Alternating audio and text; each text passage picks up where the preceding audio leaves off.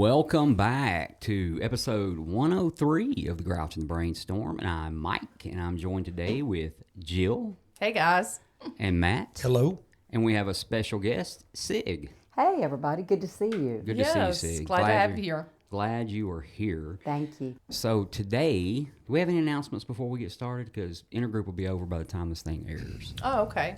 Anything? Nothing I Can't can think of anything? I can't think of anything. Nothing. Pancake All right. breakfast It's on Friday. the 15th. Friday We at do. 6, and I'm brain fried. Pancake breakfast Yeah. on the 15th? Yes. All right. Well, you know what that means. Pancake. That means I gotta. Play medium smalls. I look for any reason to play that music. We have a Pancakes, why not? pancake breakfast at the Highland Club on the 15th, Sig. I think it's the 15th. All right. So we're gonna start this thing off like we usually do, without the and. Jill, what have you been up to? I'm trying to make thoughts happen. We're just glad you're here on a Friday, Jill. You normally kind of, I make it to the bed and yeah, like die. yeah. So Y'all have actually recorded like with me in bed A on few a Friday, and then there's nowhere I really want to be more than in my bed right now. and then we walk down the stairs and you're looking at us from the bed and you're like, how'd it go? We're like, yeah, good. We do a live recording from our bed. Yeah. As That would be good. All three of us sitting in a bed recording. About like the time you and Roger were. year-old Well, woman, you know. I mean, things start to change, and I I understand. just don't have the energy that I used to. My joints ache. God bless, I sound pitiful. Yeah, I mean, just work, and I mean, I really can't think of anything else going on because I really can't think right now. Okay. I'm trying. We're just glad you're here, Jill. We are. We're glad you're here. You We're know. glad you're here. Heck of a week. Heck of a week. Wait, we might need to start this on Saturday or Friday or Monday. Yeah. Yeah, I was thinking today of driving there. I was like, I forgot. And I'm driving home and I was like, oh, I got to go by CVS. And then I was like, oh my gosh, the podcast. And then I was like, I wanted to go. I was like, all I could think about is I can't wait to get up and get in bed. And then Sunday morning when it airs, it all starts over. So. Yeah. I mean, I wish I had more to say, but like, I can't think. So Matt, how's your week going? It's good. Man, it's been good. We wrapping up basketball season. Praise God. We're about to be through with that. Those 8 o'clock Wednesday night practices. We're wrapping that deal up. Landry, I'm going to give him a little shout out. I'm pretty proud of him. He been on the bench all year at the middle school. It was his first. He's coming off the bench, and it was his first year playing middle school basketball or organized basketball, and on the 7th grade team, and he's had to work on his attitude, and we worked on things all year because he sometimes doesn't get to play a lot.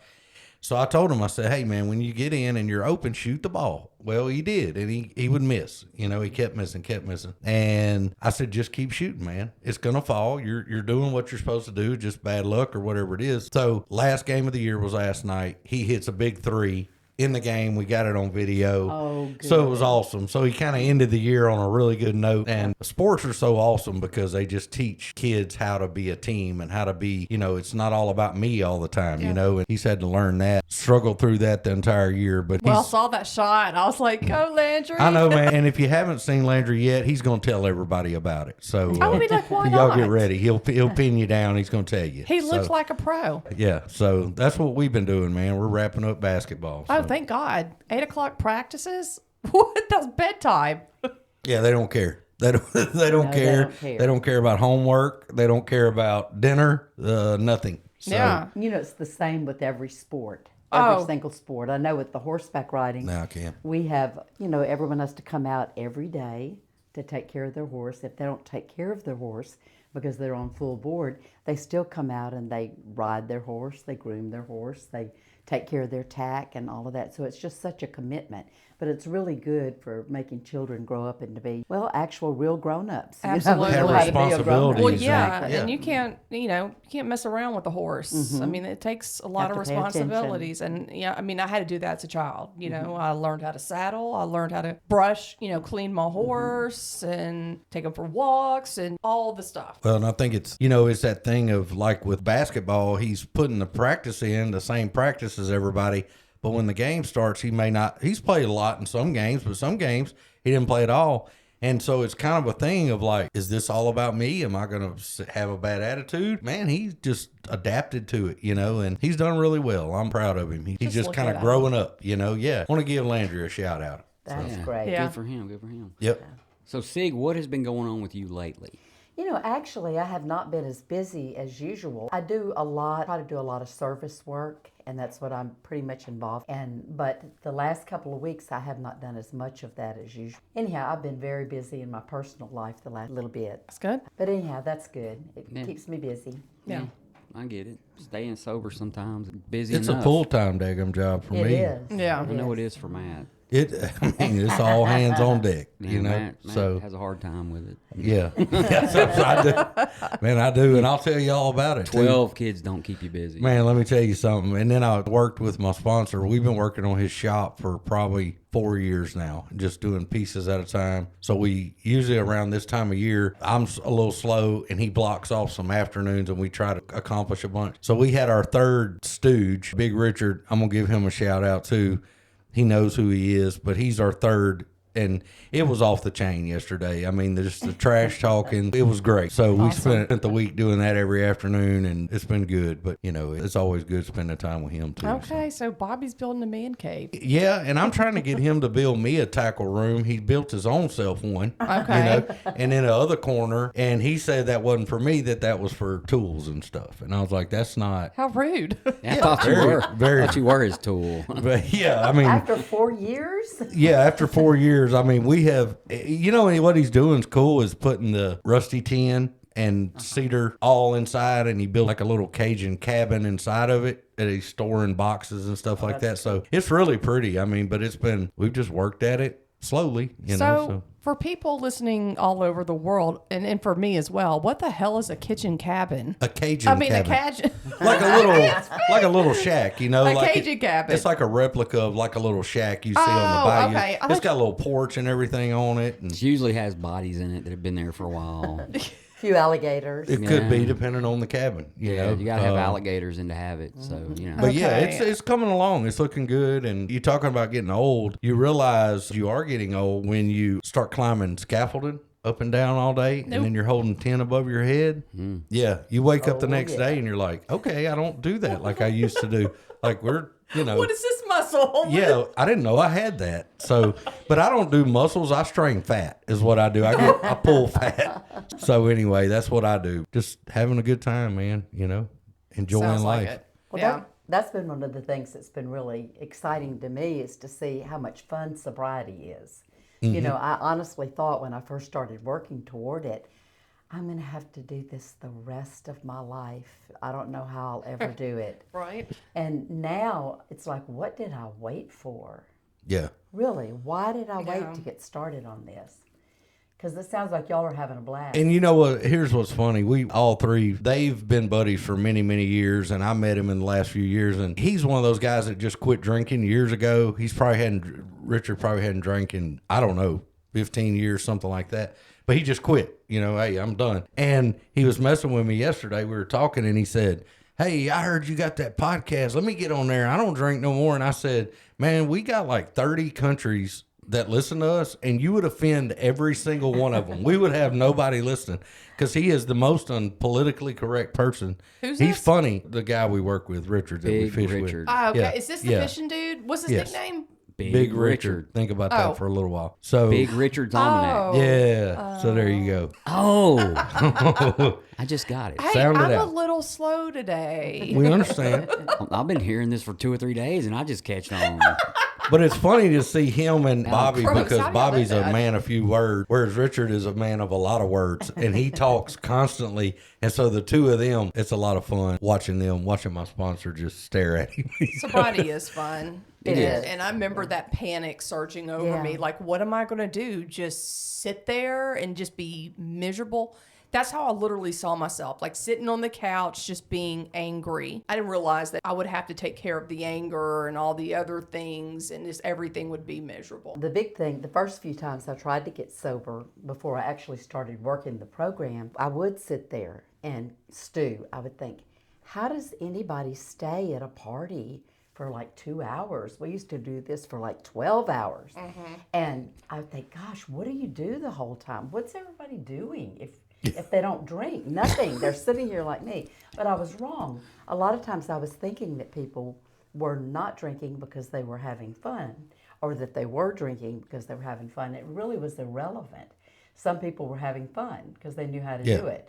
I did not. And so it took a while for me to retrain everything and find out, just how to do it. Yeah, it does. And I think our natural, Jill can probably do the correct terminology, medical part of this. It took that have fun, enjoy, laugh, all that stuff in your brain. It took me a little while to naturally get back to where I would do that. Like I used to, I think it was kind of the anxiety tied in with like a social thing. And so now I don't think about it. I just act a fool everywhere I'm at. So, Yeah.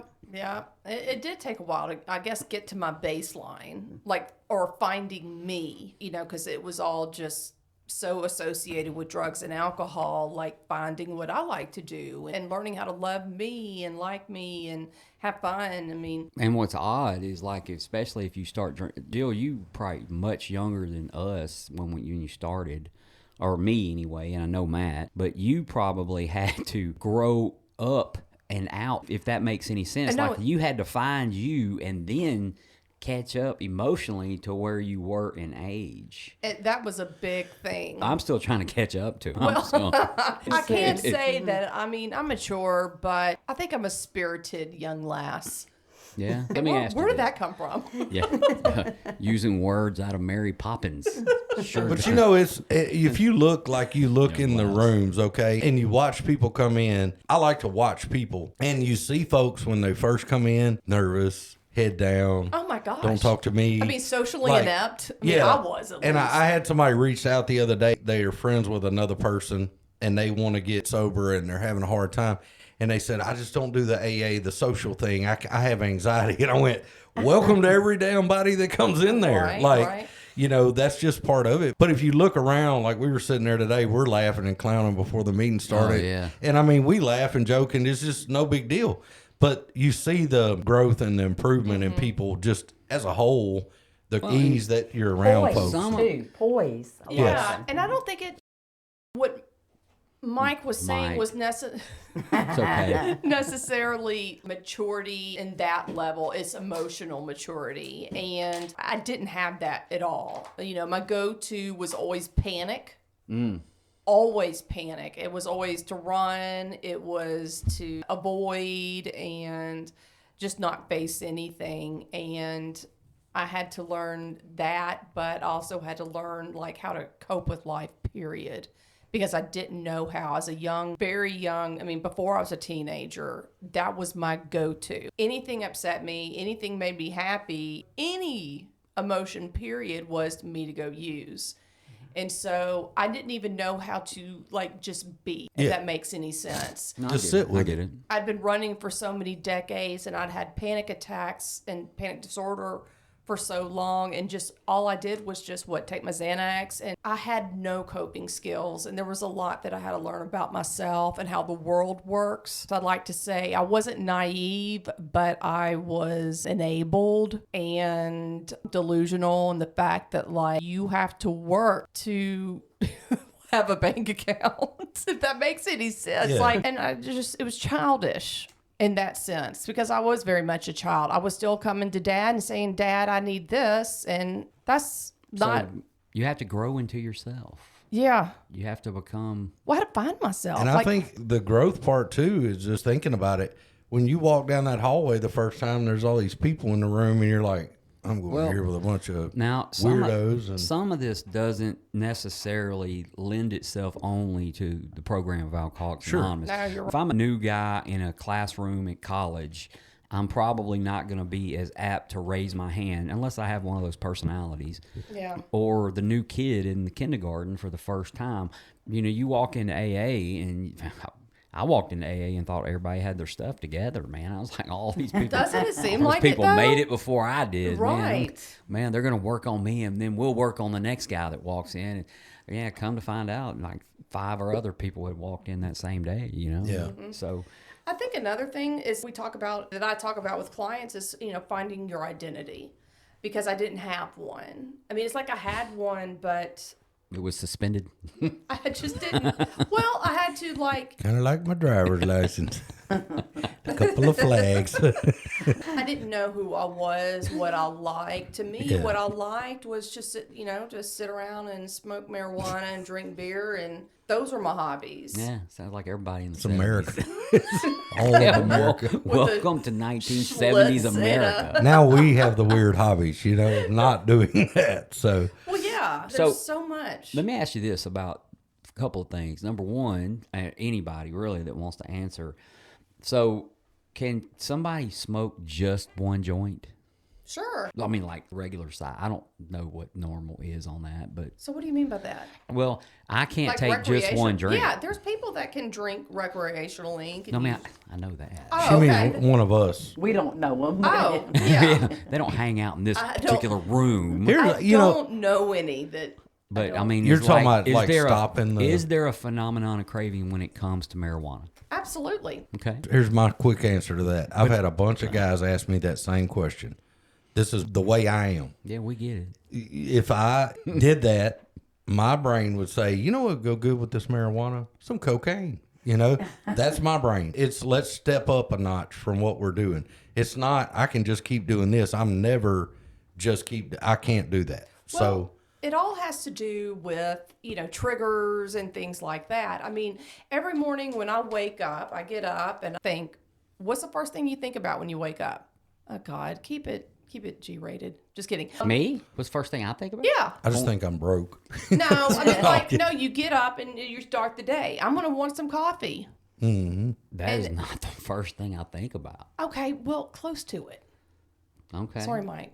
Do you drink coffee? Yeah. I knew that. But anyway, A lot. I Another know truckload. this. I've made you plenty of cups of coffee. But, I mean, that's the first thing we think about, or some bad news happens. It's like, oh, gosh, how am I going to deal with this? It's all about triggers. And then once you start using, that substance, what happens when you stop using it is, well, the effect goes away and you start to get anxiety. And it happens with all substances. And Makes that sense. starts a craving. People ignore that and they like to say, oh, hey, I don't get triggered and I don't have cravings. I just smoke it because I like it. But you're not paying attention to the cues that are going on in your body. I'm talking about like physical cues. You're not paying attention to the cognitive cues, what's going on in your head. Stuff like, what would be good right now? A joint. And you could be doing something just laid back. You don't think about like the emotional cues either. Which could be, maybe a hint of sadness or some guilt or some shame. Hint of sadness. That'd be a really good song. Well, you don't have to be depressed to want to smoke a marijuana. To smoke. Sounds like somebody smoked a little bit before they got here. I sound like I was on like Reefer Madness or something. Smoke a marijuana. Didn't that movie they said you like jump out of windows and stuff? Now, where I'm going with it is we get into the rooms of Alcoholics Anonymous, and one of the first things we hear about, we read the doctor's opinion. It's at the very front of the big book, right past the forwards, and it's one of those things that makes sense, right? And it talks about the phenomenon of craving. Yes. Right? Yeah. So, men and women drink essentially because they like the effect produced by alcohol, and although it may be injurious, blah, blah, blah. So, does marijuana have that same effect? Does it have like... Yes, it does. Because it's just like alcohol. If I drink alcohol, I don't even care if it's beer. I'm just going to keep going. I just keep going and going until my brain shuts down and then I fall asleep. Yeah, marijuana definitely has that same effect. Does it? Yeah, I mean, Okay. I just wanted to stay high. I mean, I loved the feeling. It felt good, and I just want to stay this way. Okay.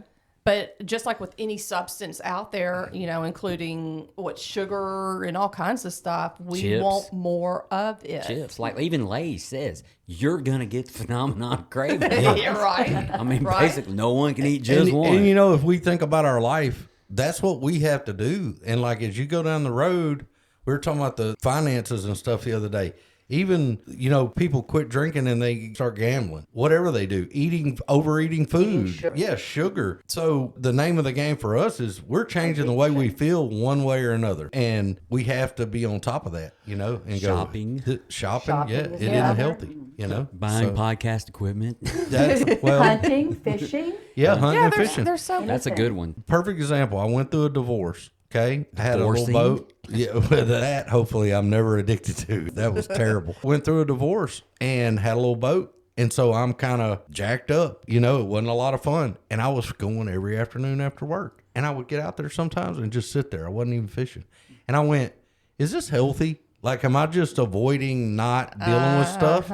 And like, I literally evaluated fishing, and I can do it. I promise you, I can disappear and lose my job over fishing. You know, that's how I I had roll. an uncle like that once. Well, if you think about it, I Did he mean, like there's disappear? just things that happen. Go fishing. Is getting to know the things that happen in your daily life that make you think, I need to go fishing, or I need to smoke a J, or I need to drink. Smoke a marijuana. I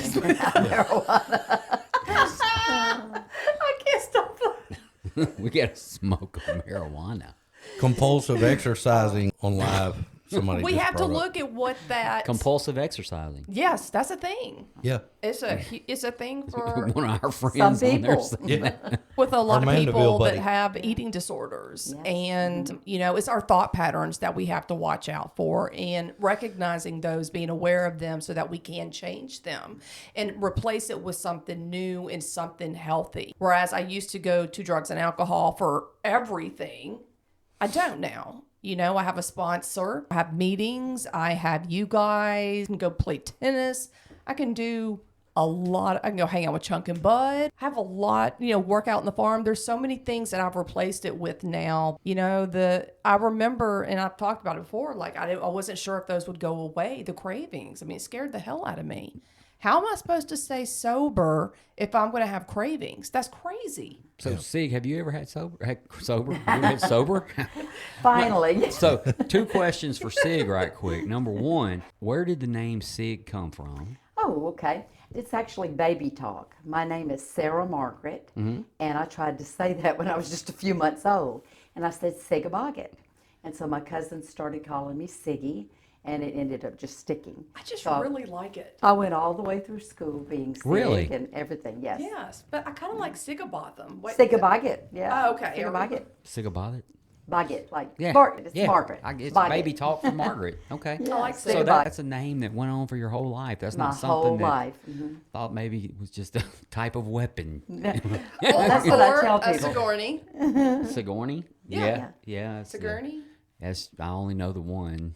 You know, but hey, you know, who knows? Only man. But that's where it originated. Okay. Okay. And number 2, have you ever experienced the phenomenon of craving? Oh my Lord, yes. As a child, the first time I ever noticed it was with candy. And, you know, we didn't have a lot of sweets at our house. We really didn't, because my dad was a doctor and he had a little bit of a tendency to gain weight, so we didn't want to have it around. But then ever so often we'd buy, like, you know, $1 almond bars and all of those things. And we'd just buy the whole package and have them there to give to people, you understand? Right. Give them away. And I found out I was eating a bunch of them. And that's the first time I ever noticed it. I didn't really think about that too much until after I got free from alcohol. And I started thinking, oh, wait, this goes back a little further than I was thinking. And yeah, those cravings started early. I've actually read or something on some kind of social media or whatever that the original, and this is not a fact, nobody needs to fact check me, I just heard it. The original addiction was salt. I can believe that. I heard that the original addiction was salt. I'm kind of like, I don't consume sugar, and I tell people that all the time. You know, I don't. And every time you tell somebody that, they want to give you a speech about how bad Sweet and Low is and all this other, you know, whatever. I'm like, you have no idea what I've dumped in this body. Trust me, a little packet of Sweet and Lows, the least of my worries, you know. Right. And then I just snort that Sweet and Low right. No, I don't. Oh, I was like, But I don't consume sugar. And if you've ever been to an intergroup, you'll notice that's like, okay, it's intergroup. I'm going to allow myself a piece of sugar or Get wild.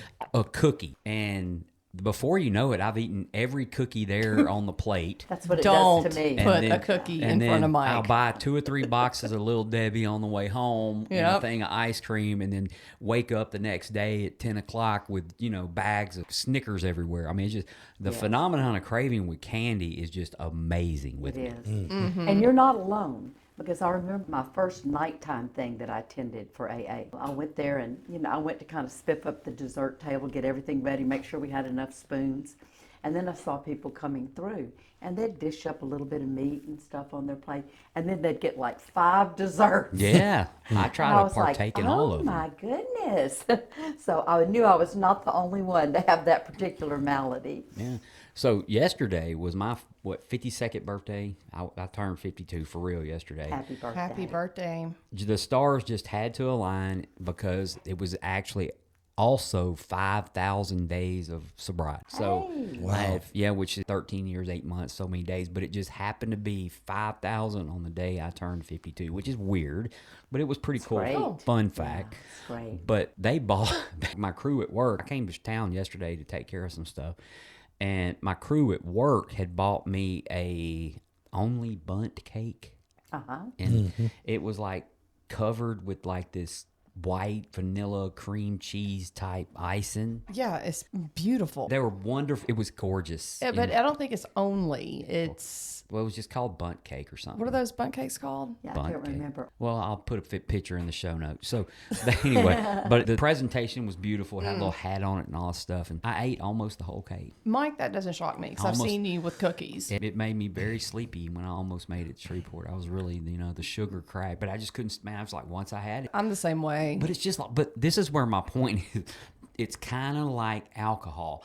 I reached a point where I said, I've already had it. I might as well keep doing it. Yeah. That's the oh, thing. for sure. That's the thing. And, whatever. I'm not going to gain weight from this one. This is not going to be the one that causes me to lose But it's the everything. one that leads you to all the other ones. I mean, I've Correct. ate enough and I've tried to diet and I've done the keto and then that first and I lose Tortilla like chip. 20 pounds and I'll have like, you know what? I'm going to have this piece of whatever, I pat myself on the back and that's where it all ends immediately. Well, the first one's the one that gets you. Exactly. It is. Yeah. And right now, I'm going through that in a bit with food. I just cut out a lot of things in my diet 'cause I'm having some pretty bad stomach issues. And I mean, it's coffee, fried foods, processed foods, gluten, dairy, just to name, all of them. That's just about every food there is. So basically, you're going to eat meat. I'm irritable, restless, and discontent right now. I really want something to comfort me. And so my comfort foods are out. I can't have macaroni and pizza. Isn't it wild how we learn to identify that though in this program? Like we're talking about eating stuff, we're talking about shopping. It's all the same. We learn to look at ourselves and go, oh, this ain't healthy either. Yeah. Forget the alcohol and other stuff, And even with fishing, I had to learn to go, this is healthy. It's something that I do as part of my sobriety that I enjoy doing, and it replaces some of the bad stuff I used to do. But at the same time, I have to be spiritually fit to do anything, You're even right. fishing. That's the key, right Even there. fishing. It is. And if I can go out there and enjoy it, I do it with my sponsor a lot. We talk about stuff. That's a great place to do that. We have our own pace to It it. is. It's It is never a a good big rush to get in anything, but that's healthy for me. And I come home, I'm relaxed. I'm ready to almost like re-energize. But I've had, like I said, going through that divorce, I would go out there and so mad on the way to the lake and madder when I left because it was just more of a thing of like, I don't know, there was something there. It was just like, I've got to do something to stop the way I feel. And that didn't stop the way I felt. It made me worse, actually. So we just talked about like a possible solution for the phenomenon of craving. It's a spiritual matter. I mean, So abstinence. I don't think that, I think it's way bigger than that. Okay. I know that, like I said, I remember sitting there and thinking I can't do this and I prayed for it. And I haven't had a craving since. Like, I just don't have cravings. For drugs and alcohol. Yeah, for drugs and alcohol. And that was one of my biggest miracles because I really, really needed that. A lot of people struggle with it for many years into recovery or still, even struggle with it later on in recovery. So I think, for me, it was a spiritual matter. But it's also a sick and tired, like an exhaustion matter. And there is a level of beatdown that I had to take. I can't say somebody's going to have to take because I don't know what, but there's a level of beatdown I had to take, though, before I would listen to any of that. You're right. Like it just, you could tell me that it was a spiritual malady or, I would talk to people and say, I've tried everything to get sober. I've tried everything to get sober. And it came to a point where I had to quit trying and I had to start doing. I had to do what people before me had done that worked. And in other words, they said, okay, go do this, as silly as it may sound. If I'm struggling to get sober, and I got that right beat down. And unfortunately, some folks find that beat down when they wake up in prison after harming someone or hurting a family or whatever, right? And then some of it find it after something good, like a divorce or something. But you take a beat down, and then you go to somebody and say, I'm tired of trying, I need to start doing. Yeah. And that's where I was anyway. I had to stop. I had to go, if you say check myself in a rehab, check myself in a rehab. If you say live in a recovery house, I'll go live in a recovery house. Whatever you tell me to do, I'm going to have to do, because whatever I'm doing ain't working. Yeah. I think a lot of people in recovery think it's just going to magically happen. Yeah, and it Or, wishful thinking well, like like I said, it took action. It just wasn't something that just happened. I mean, I still stayed in the program and did the things I needed to do, work the steps. And you can't hold on to it unless it's an internal job. Like you can be in the rehab and not have access to whatever it is that you're addicted to. And then you'll say, well, I'm free. But then you get out. And if you haven't had that internal change, then you're just going to go right back to it. And I think that's what a lot of people do. You're exactly right. Rehab, I think a lot of people think rehab is go to rehab and they wave this magic wand and you're free 30 days later. Never mess with it again. Couldn't be further from the truth. And it's a lifetime of work. If it was like that, it'd be pretty cool. It would be awesome. It'd be awesome. We still work at it. You guys are a long way ahead of me in sobriety. Y'all still work at it. Mike and I sat at a new meeting today. He's 52. He's old. I mean, he's real old, and he still goes to meetings. He's 5,000 days sober. I look and I see the people doing these things, and I go, especially early on, and that's what I was going to ask you about real early on when you first started. My sponsor said, you need to pray every morning. I don't know what to pray. I've never prayed since I was in vacation Bible school. And so I said, what am I supposed to pray? And he said, just ask God to keep you sober. And my prayers were driving to work. I've told this before. This sucks. I'm looking up at the ceiling like to see if somebody, if he's sitting there. But I was praying. And so that started. And I would get to the end of that day after leaving the Koala Club, and I would get home that night, and I went, dude, you didn't use or drink today. All day long. And I didn't feel real good. I wasn't too happy about it, but I was happy that, okay, there's something here. And it kept building from that. How was that for you, like real early on? Well, I did like 3 rounds. The first time that I came, I thought, oh yeah, I've got this. All you have to do is believe in a power greater than yourself and that he can handle it. And I do. Yeah, I've got this. And so I went home and I'd use self-control and go for a while without drinking. And then all of a sudden I would just get hammered. Mm-hmm. And then this is just terrible. I'll do good again. And so I'd say my prayers and try to get good again, and I would. And then natural strength, I'd end up getting hammered again. So I tried that for a while. I wasn't wanting to do everything that was recommended, just the parts that pertained to me, things that made sense to me. Eventually, when I came back time 3, I did like you. I mean, I hit the floor with my knees, and I said, I cannot do this. I need to have like a miracle to take away this craving from me, at least until I can stand on my own 2 feet. I can't do it at all. I'm just asking for a miracle. If you can do that for me, God, I will do everything they recommend, even the parts that don't sound very good. Talking to a sponsor and telling her all the terrible things I've done, I'll do it all. Mm-hmm.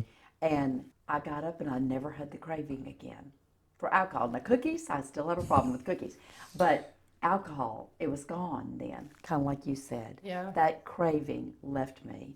That's really a supernatural thing. I don't think you can explain that. Man, it has to be to any me. other way. That's like, it was weird. People would be like, just do this and then this will happen. Yeah. And I did that, and it really happened. And it works. Yeah. I mean, I had an index card with the 5 things to do every day on my deal. And I was like, this ain't going to work. I hope somebody's listening that says, I'm on the fence with this deal, because I was the definition of on the fence. I was like, they don't understand me. Yep. It's not going to work. These little things you're telling me to do, I'll blow right through that. Guess what? I didn't. You're right. Like the prayer, don't think, hey, I'm not Billy Graham. I'm not real good at praying. You can't pray any worse than me. I cussed in prayers, okay? That's how I talk. I talk just like I'm talking now, and it grew from there. And the miracle was I went 24 hours and didn't drink and use. And as that built, I went, oh, this is a miracle. This is actually a miracle, and I'm seeing it, you know? And we see a miracle in you, man. Yeah, miracle grow, Every maybe. day. Need some miracle growth on that hair. bro. Fertilizer. Hey, don't be hating, bro. Nah. That thing pretty today. Yeah, no, I can't. I'm on live. I had 3 people had to put shades on. So I can't do the whole shave thing. I have to now. It's just, Yeah, my hat won't stay on. Well, Really? I think part of the deal with cravings is to try to alleviate the triggers that cause you to crave, which means what everybody's been told in this room is to change people, places, and things. And that's really difficult to do, and not a lot of people want to do that. So, of course, they blame maybe the programming or whatever because it didn't work for me, but you didn't do anything to change what's going on in your life. If I still had the same stressors as I had before, maybe I would. If I still was just not doing, like I said, we get taught so many things in recovery and coping skills and, avoid people, change your friends, change where you used to hang out. Like I don't go to majority of the places I used to go because of the fact that it's dangerous. It could cause a craving. And the thing is, like, it's not just people, places, and things. There's internal triggers, there's external triggers. There is, pain itself. People want to escape that. There's just so much out there. I mean, there's also, sensory triggers. We can smell things that make us want to drink or use. We can see things, movies, music. I mean, it's everywhere. And people don't realize the power that those things have over them that induce the phenomenon of craving that will get all of us if we don't change what we do. I rarely have any type of like trigger things or whatever, and I'm like you, my lifestyle has changed to where I'm not in those places anymore. I'm not in, like, a lot of the stuff I used to hang around, I'm not around anymore. But we were watching, this is true story, we were watching that movie A Star Is Born with Bradley Cooper and movie. yeah. Movie. So he struggles with addiction and all that, but there's a split second, it's 2 seconds in that movie where he's pretty messed up and he sits back on a couch and he had his hat on and his head just drops like that. Man, it sent chills because I know that feeling with that head dropping. Of all things, I was just like, oh, that was so weird. And I was several years sober and I was just like, I could identify with why his head was dropping the way. I don't know. So weird, but It You happened kind with of feel it too. Yeah, you when it can. happens, when you watch them, it's like, oh. it brought that yeah. same just so messed up you can't hold your head up feeling, you know? I tried watching Fear and Loathing in Las yeah. Vegas, and I mean, I Leaving literally, Las Vegas was tough. huh? Leaving Oh, that's Las- a rough movie. Fear and Loathing But with Hunter S. Fear and Thompson. Loathing, it made me feel weird, made me remember what it felt like tripping, and I was like, "Ah," and I was like, turn that off. Hunter S. Thompson. I can't watch this. That guy was a well, legend. Yeah. Yes, absolutely. So I got a little story about this. And number one is if you're on a motorcycle, there is one little strip in Arlington, Texas, about a mile long that you can smell every restaurant there. Talk about going to places, right? You can smell it and you might have just ate and you automatically start craving food. Okay. Yeah, That's one of the reasons we have to change the places, right? I agreed. And I ain't saying don't go down that strip in Arlington if you want to eat. I'm saying that is how aware. humanity. That's just how we are. These things attract us to whatever it is that make us feel better, right? Exactly. And food is a need, not necessarily that much. I usually eat 3 or 4 baskets of chips before the food ever gets there. But that is a big one. But I was probably, and I don't remember, I looked this up for someone the other day. I'm going to say right at a year, maybe a year and a half sober. And my son wanted to go see 21 Jump Street, the remake with Tatum Channing and Jonah Hill. And several other people were in that movie. But we go see this movie, and this really happened. There was a part in this movie where they're taking shots.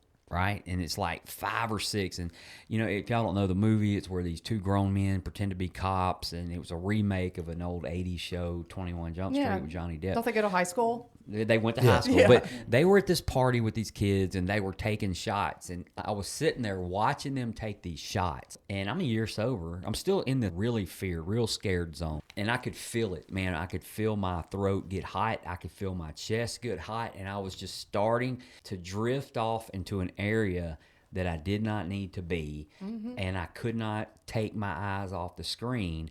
And then all of a sudden the theater goes black right there in that scene.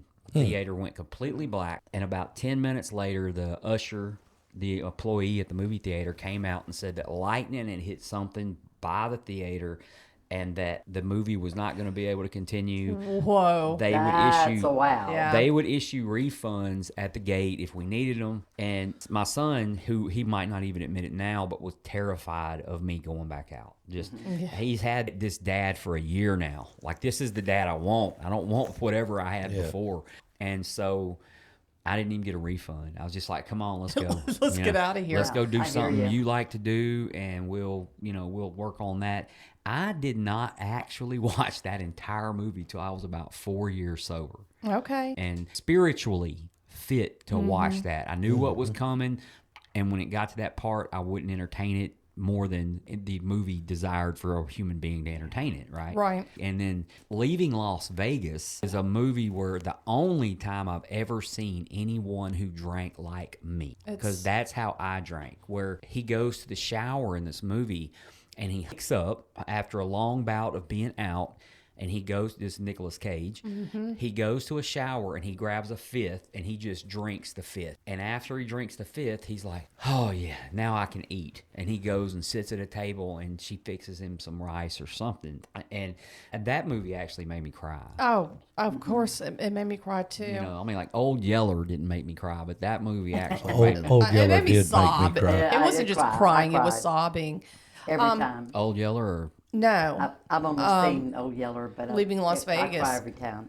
I'm sure. I mean, right now, I feel like I'd cry at anything right now. But Well, I actually own the movie. I bought it and put it in my Apple library. Yeah. So that if someone I ever comes into my life, you know, just like Matt came into my life, 4 or 5 years ago, and if they have never seen it, I'd be like, hey, let's watch it. Come on, I'll show you. That's how I used to drink right Like, there. there's like, me. Like, it's just unreal, like all the time. Even when I wasn't drinking, I was drinking. Yeah. Yeah, that's a pretty rough deal there. It is. What I wanted to also mention as far as like cravings go, you know, there's an event. Yes. There will always be an event. The Mardi event, well, okay, so that's For some happening people, right yeah. now. What would be a thought about Mardi Gras? King cake, they have them across the Well, street. or, you know, let's go down to New Orleans and party. Yeah. That's I what mean, most youngsters think. I Yeah, don't really- well, and so the thought happens, then the feeling happens, and maybe it's excitement, maybe it's dread. I don't know. There's so many things that happen when a relapse is about to happen. Oh, yes. But you may start feeling warm and fuzzy. You may have a euphoric recall. You are like full up in it. You are thinking about Big how you're words, going to man. feel, you know, with the burning in your chest or whatever that may be, which leads to the last thing, which is the action. And so if we can catch ourselves at the thought,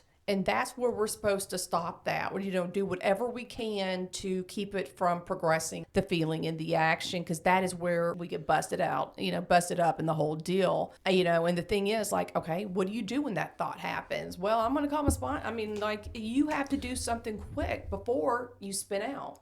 So I actually went in sobriety with somebody that had never been to Mardi Gras ever in their life, and they wanted to go. It was like a bucket list thing. Are they from here? The area. This Okay. was a couple years ago. And I was like, and I was 5 years sober, 4 years maybe. It's And I 4 years sober. I remember this. 4 years, yeah. And so we went Mardi Gras this weekend of Mardi Gras, like the big ending weekend. And I mean, it was a culture shock for this person. Had a great time, walked right through the whole crowded thing, Bourbon Street and all that, checked it out. It was fine. I had some family that was in a part of a parade there, so we hooked up with them and everything was great. Enjoyed it. This person didn't drink or anything like that, but not one of us. I think we drank coffee, you know? And so we leave and we go back to the North Shore and we go stop in, and we stop in Madisonville to eat on the river right there at a restaurant. Morton's. Yes. I love exactly where we were Me sitting. too. But we go in Morton's and we're sitting down eating. I never had one problem all day. I had a great time at Mardi Gras. People are doing what they do. And it was funny watching somebody who's never been there. You know, she goes, are those two people having sex? I'm like, yes, they are. Just keep walking. You know, it was actually very fun. We had a good time. I love Morton's. And so we go back to Morton's. We're sitting there having dinner that night. And it's an old Cajun place. There's a bar. It's a nice restaurant. What's the name of it? Morton's? Oh, I thought you were talking about the other place. No. So we're having dinner.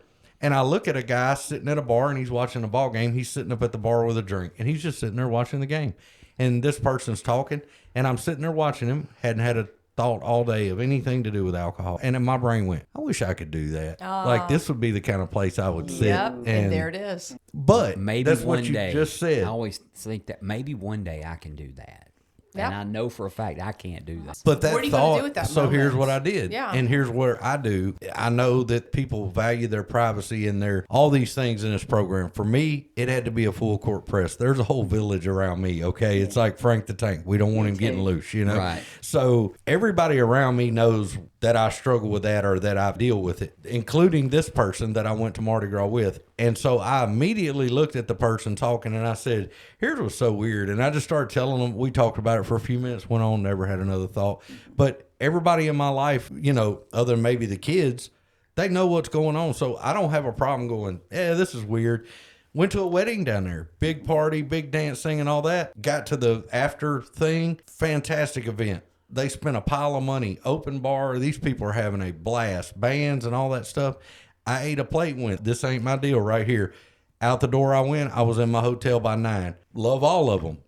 I wasn't ready. I just couldn't do it that night, you know. right. But even the family that was there, I said, hey, I'm going to my room.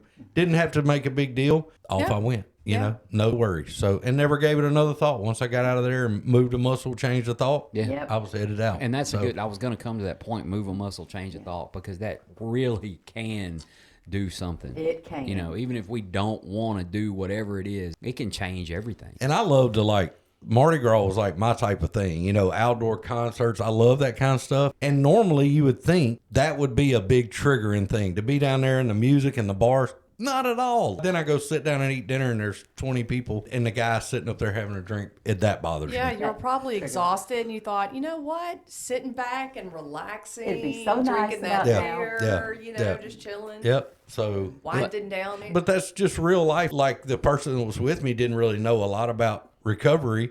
And they said, what do you do in that situation? And I said, welcome to the life of a recovering alcoholic. It just happens. And so I said, I'm telling you about it and we're going to go on with what we're doing. Get it And out we in ate the dinner. open.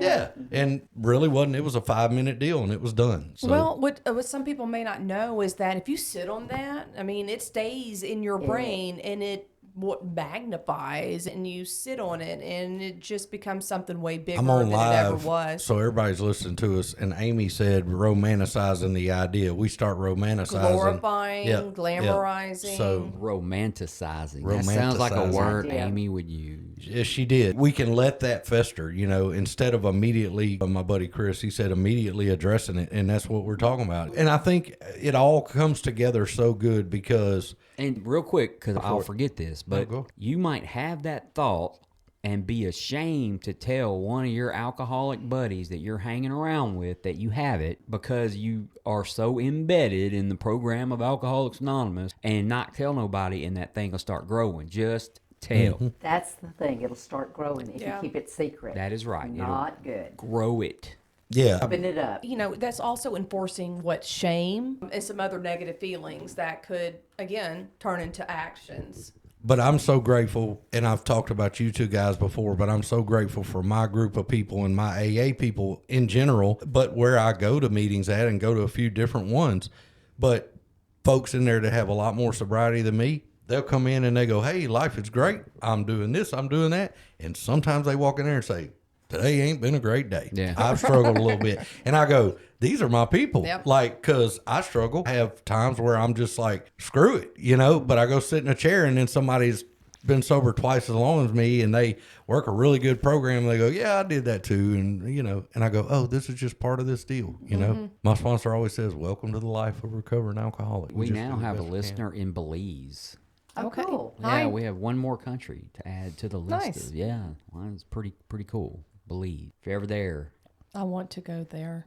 Like I right want- now. It's nice. one of my associates is from Belize. Her whole family is in Belize, you know, and I don't think she's the one that pulled it up because she's not been there. Somebody in Belize is listening to our show. Wow. So we're up to 31 countries. Wow. And I don't know how many there are. We've taken on the whole Western. Yeah, we're attacking. I mean, we're attacking. Taking the you know? world by storm. Yeah. There's a lot of folks in China, not one of them listen to our show. Well, it's my accent throws them off. You know, they can't deal with Yeah, it. they probably like, what the hell are they saying? But you know, that's just the way our life is. And I think I thought they're going to give me a brain transplant. So then I'll never have the thought about alcohol or drugs again. That's not true. I pulled up at a stop sign, a red light the other day, and some kid was smoking pot, and I could smell it from 2 cars away. And I was like, man, that smells good. And I just kept on driving. That's just life, you know? I'll tell you now, you driving through Dallas, there's the strip where you smell nothing but restaurants, but the rest of it smells nothing but pot. Pot. Yeah. Yeah, just about everywhere you go now smells like pot. Especially out that way, yeah. Yeah. Yeah, and you know, talking about it, my friend Chris Muse is on here, and we went to high school together at Mandeville, and you know, that talking about it, we put it out in the open, and there's no more mind games. That cunning, baffling, powerful. That's what happens when we sit on it.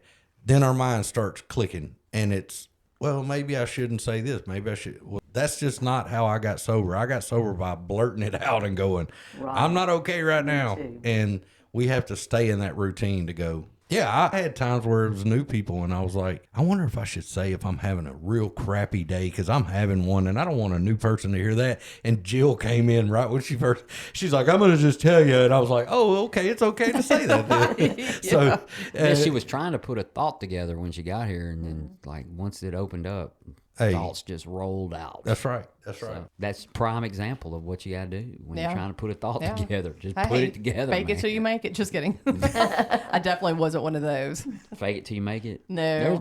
Everybody knew. I have heard both sides of that spectrum. I've heard old timers say, fake it till you make it, you know, as some guidance.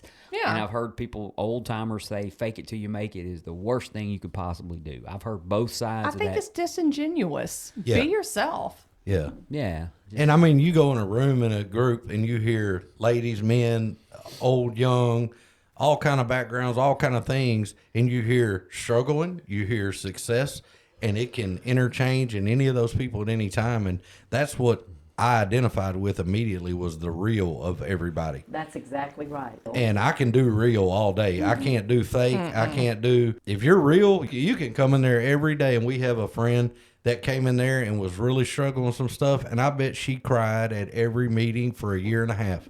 And you know what? Just keep crying. As long as you keep sitting in that chair, As long as you need and one. as long as you need to do that. And I can deal with that kind of stuff, you know? How was it for you coming in the rooms and being around people? Like, what did you think of that? Or was that a help to you? Or It was a lot of help to me, but do you know, at first I was so hurt that I would just cry the entire time. I guess for the first year I did. And someone would say something that was real sad, and I would just cry. Someone would say something that was ugly. I'd just cry. You know, everything. It's just my emotions were upside down. And luckily someone came to me and said, it's all right to cry all the time the first year. Don't worry about that. I just had to wash myself, I think, all the pain. But even in the midst of all of that, I listened. And I loved when somebody that had 50 years of sobriety would just cry, talking about how their lives had been changed.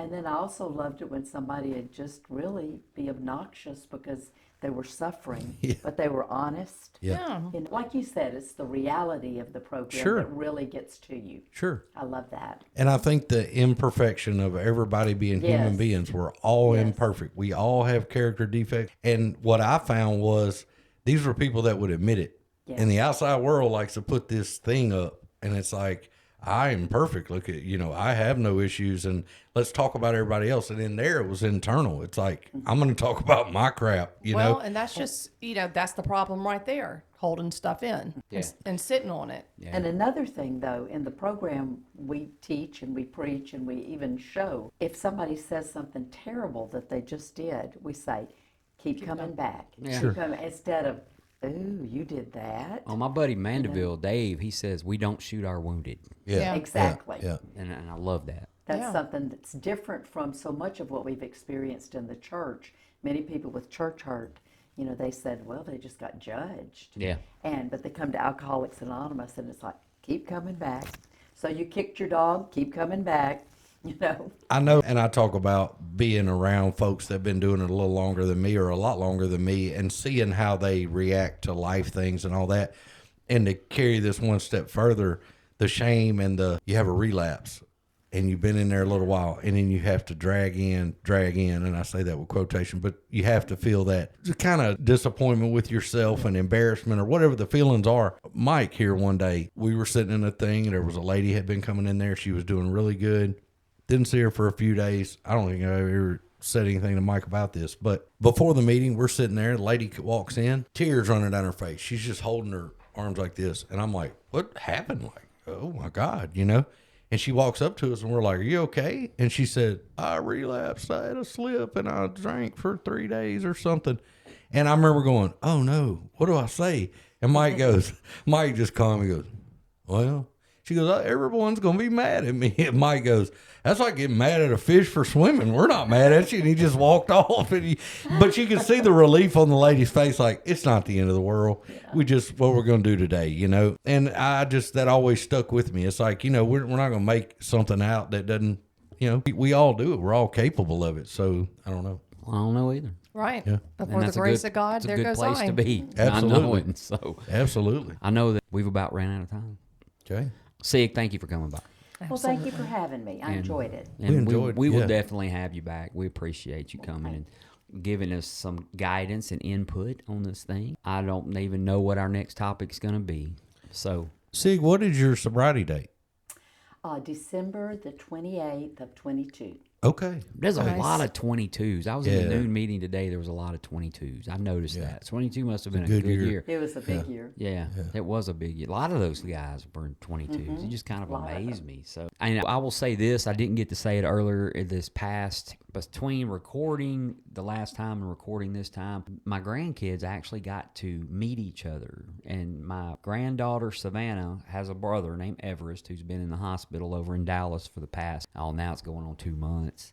But he's 7 months old, and she had never got to meet him. And last weekend, they got to meet each other. Oh, that's awesome. That's a pretty That's cool great. deal. Big Because step. just the night before, me and my daughter were going back to Dallas from here. She gave me a ride, and she was telling me how concerned she was that her kids had never met each other. You know, and I was you know, dads are. I try to make it, hey, look, here's the deal. When they're 25 and 27, they're not going to go, I can't believe you didn't meet me till you. Remember that 2 months when I was a baby, you didn't talk to me? But, you know, but try to make her understand my perspective of it as opposed to not just hers. And it wasn't 3 days later her kids got to meet each other. So That's wonderful. Really good. another miracle of sobriety that, you know, it would have happened whether I sober or not, but I got to at See least it. enjoy it. I didn't get to see it. Oh, okay. Yeah, there've been too many people in that hospital room. But that is, you know, definitely going on. And I really am proud of her and the way they've handled that little situation over there. So we appreciate everybody's patience with our video. And I think the 4 frames that everyone's seen today, you know, I have the individual speakers, I have a quad, I have a tri, just different camera angles. That's probably going to be what we limit ourselves to. And then maybe either a black background or the blue background. Until he gets a drone, you know, and then we'll drone ourselves. I don't know. At some point, we're not trying to spread the message. We're just High-tech having over fun. here. You know? Yeah. And if you don't think you can have fun in recovery, start a Why not, podcast. man? Yeah. Right. Yeah. I'm sorry. I never thought in a million years. I thought I was going to be sitting in a room, reading a book, talking to an old man. And the truth is, that is just not how it works. I mean, we're here on a podcast on a Friday night, just enjoying it. You know, and I'm glad everybody does have patience with us because it may take a little bit. Anybody got any announcements or anything else? No, I sir. don't think so. All right, guys. Well, we do appreciate you all listening. And everyone, please comment on YouTube or on Spotify about the video. Any suggestions you got, we'll take them. We'll do whatever. But for now, we have been at Rule 62 Studios. We've been in Bossier City, Louisiana. And we've been the Grouch and the Brainstorm.